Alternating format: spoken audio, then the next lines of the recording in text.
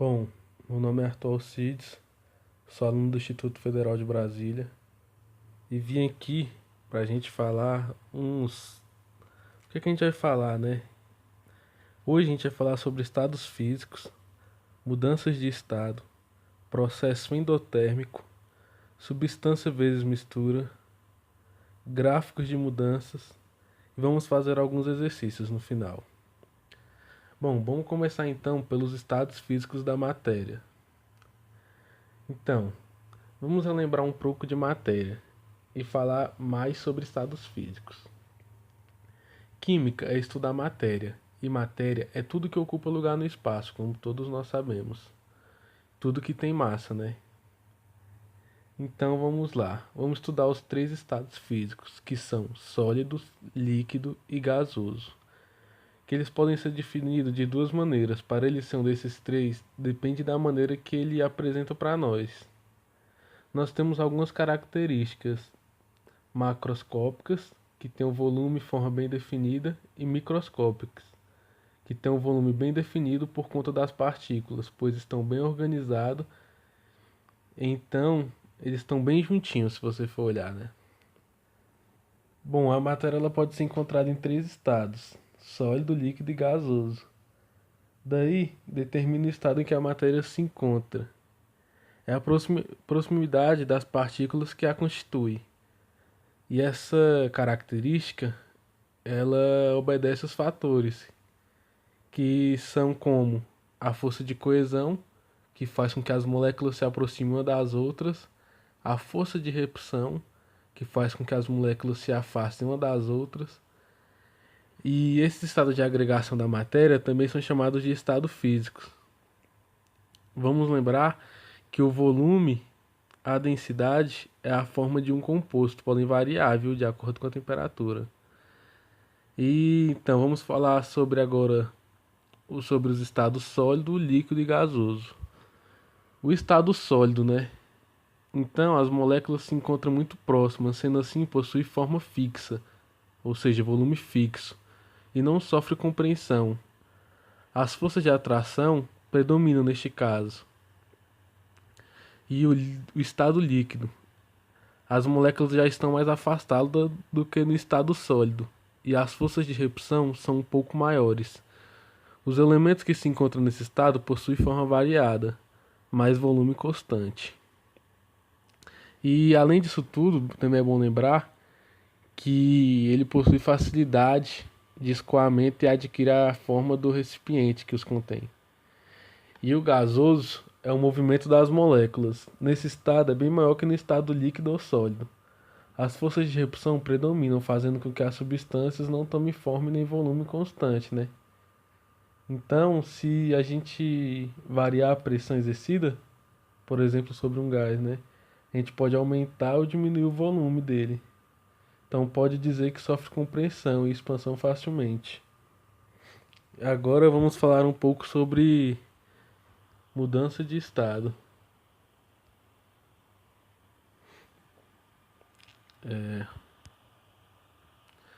Bom, mudança de estado físico, né?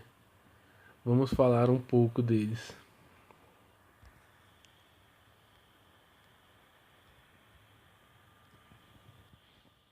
Então, agora vamos falar um pouco sobre mudança de estado físico.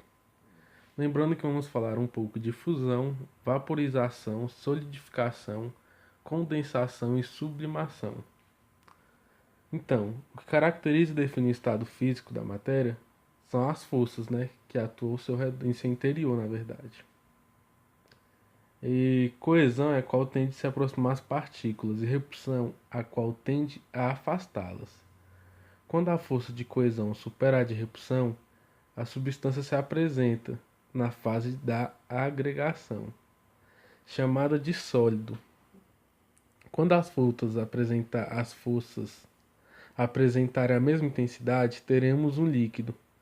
Quando a de repulsão superar a de coesão, teremos então um gás.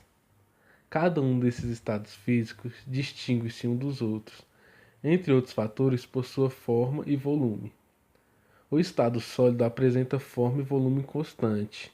O líquido forma variável e volume constante, e o gasoso forma e volume variáveis. Na fase da agregação sólida, as partículas não apresentam liberdade de movimento, né? Então, como podemos chegar aqui no estado líquido, as partículas podem literalmente rolar umas sobre as outras. E já na fase gasosa, as partículas terão ampla liberdade de movimento. E a matéria estará em sua fase de menor densidade molecular. Vamos falar então um pouco sobre a fusão. A fusão é o que representa a passagem do estado sólido para o estado do líquido. Então, a temperatura na qual ocorre recebe o nome de ponto de fusão, por exemplo. O derretimento de um cubo de gelo, podemos tirar. Agora vamos falar um pouco sobre vaporização.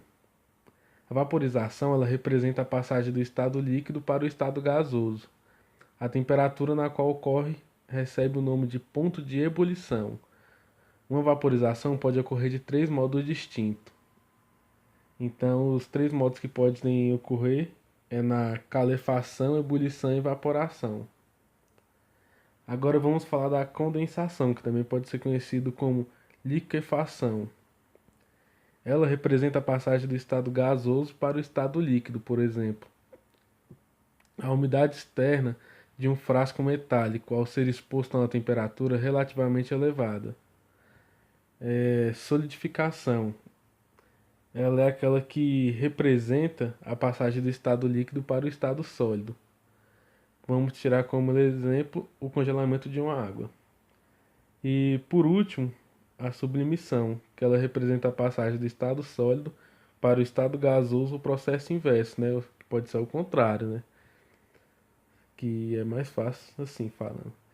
E sem passagem pelo estado líquido. Por exemplo, a gente pode ter a sublimação do gás carbônico sólido, né? Conhecido por gelo seco, que a gente conhece mais como gelo seco, assim, mais fácil de falar.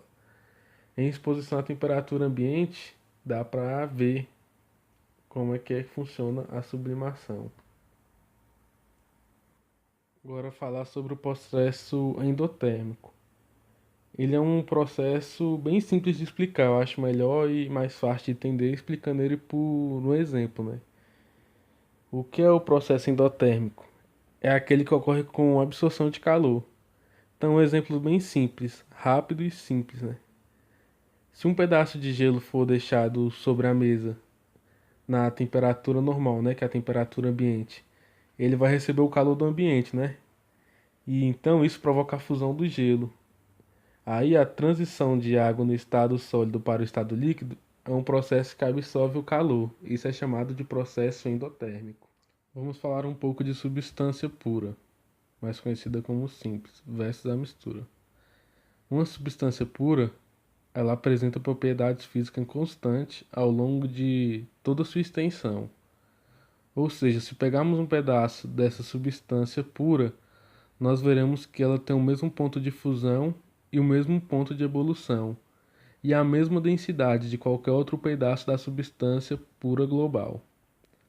Já as substâncias compostas formadas por mais de um tipo de elemento químico, formado por união de átomos diferentes. Portanto, uma substância pode ser pura quando é formada por apenas um tipo de átomo e composta quando há mais de um tipo de átomo ou íons. E mistura. A mistura é a união de duas ou mais substâncias puras. A mistura pode ser heterogênea, quando apresenta duas fases distintas, ou homogênea, quando apresenta uma fase só. Se analisarmos microscopicamente qualquer uma das misturas, veremos os dois componentes separadinhos. Uma mistura homogênea também é conhecida como uma solução. Gráfico de mudanças. Então, o gráfico de mudanças de estado físico das substâncias apresenta dois patamares, e o gráfico das misturas não apresenta nenhum. Vamos falar sobre o gráfico de mudança de fase.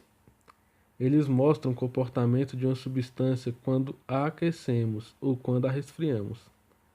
Para isso, temos que definir o que é ponto de fusão e ponto de ebulição. Ponto de fusão é aquela temperatura exata onde uma substância passa do estado sólido para o líquido, ou então o contrário. Isso acontece de acordo com cada temperatura específica de cada substância, ou seja, cada substância ele tem um próprio ponto de fusão, e isso pode variar de acordo com a pressão atmosférica, que cada lugar ou pico tem uma latitude diferente, e com isso vai acontecer algumas variações. Isso que falamos foi o ponto de fusão. Agora vamos falar sobre o ponto de ebulição.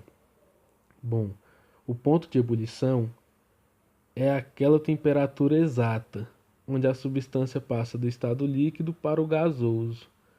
Nessa mesma temperatura, ela vai passar do gasoso para o estado líquido também, ou seja, ela varia, ela faz o contrário. O ponto de ebulição é aquela temperatura que a gente força a transição do estado líquido para o gasoso. Toda essa substância vai passar de um estado para o outro.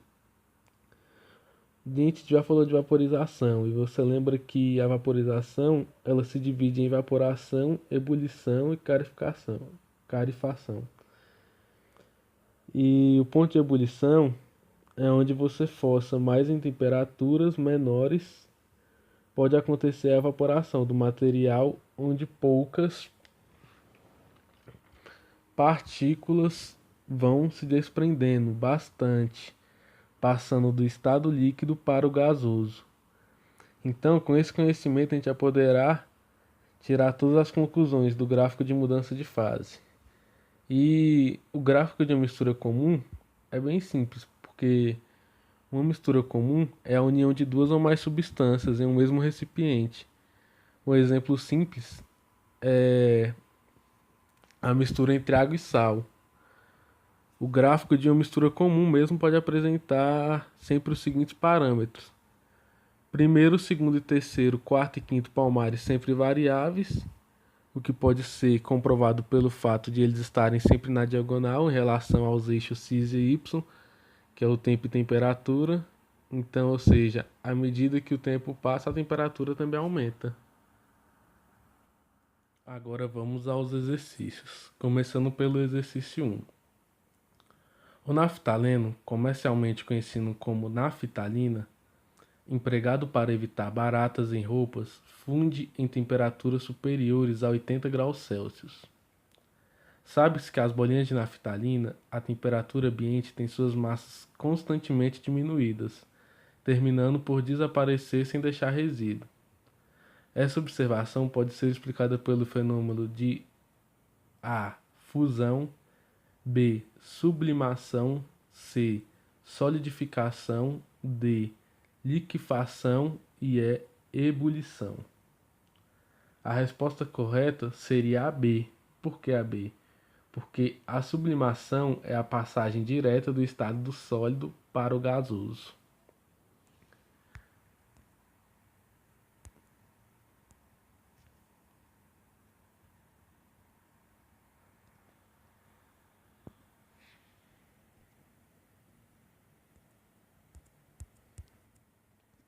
Exercício 2. Considere as transformações a que é submetida uma amostra de água sem que ocorra variação da pressão externa. Pode-se afirmar que A. As transformações 3 e 4 são exotérmicas. B. As transformações 1 e 3 são endotérmicas. C. A quantidade de energia absorvida em 3 é igual à quantidade liberada em 4. D. A quantidade de energia liberada em 1 é igual à quantidade liberada em 3. E. A quantidade de energia liberada em 1 é igual à quantidade de absorvida em 2. Bom, eu sei que a A é errada, pois somente a transformação 4 é exotérmica. A B também é errada, pois as transformações 1 e 3 são exotérmicas. A C também é errada, pois é o contrário. A quantidade de energia liberada em 3 é igual à quantidade absorvida em 4. A D também é errada, pois a quantidade de energia liberada em um não é igual à quantidade liberada em 3, porque não são transformações iguais e nem são uma o oposto da outra, como ocorre em 1 e 2 e 3 e 4. Então a alternativa correta é a alternativa E. Exercício 3. Uma amostra de uma substância X teve algumas de suas propriedades determinadas. Todas as alternativas apresentam propriedades que são úteis para identificar essa substância. A. Densidade. B. Massa de amostra. C. Solubilidade em água. D. Temperatura de fusão. E E. Temperatura de ebulição. Eu sei que a resposta correta é a resposta B, porque a massa é uma propriedade que independe da natureza do material.